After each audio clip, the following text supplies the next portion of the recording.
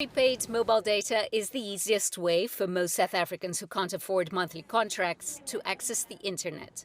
But it doesn't come cheap. According to South African startup GEM HR, the country's poorest consumers still pay the highest price. People that need to use their devices and to do basic things as well, to clock into work in and out, end up paying 10 times more to be able to have access to the data. But also what the research revealed is the frequency then of which people need to buy prepaid data, which then accumulates quite a bit. A prepaid gigabyte here costs around $5, a lot more than in countries like Ghana, Rwanda and Egypt. Ashler Matsila, an office hygienist for GEM HR, spends around $30 a month on data bundles.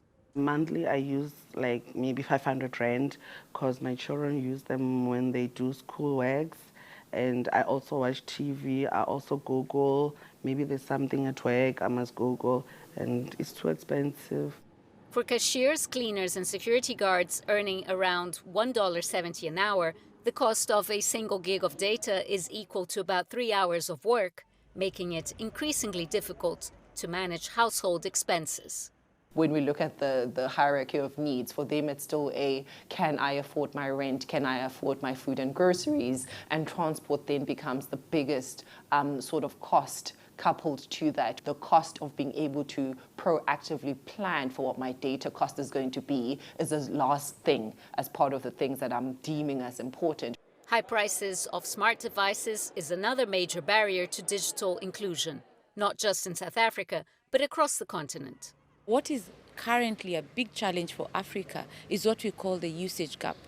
These are customers that are covered by mobile broadband services but are not using this service, have never gone online. And so far in sub-Saharan Africa, we are looking at about 790 million consumers.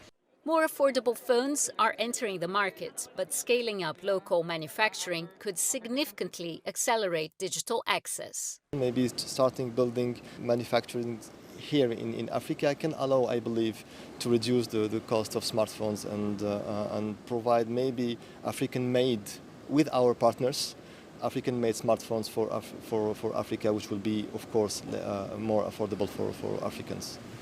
The internet is no longer a luxury. It's as essential as having water or electricity. Yet millions across Africa cannot afford to be online or are locked out of the services entirely.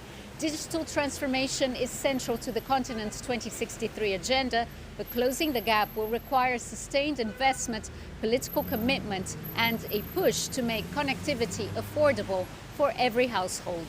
Julie Shara, CGTN, Cape Town.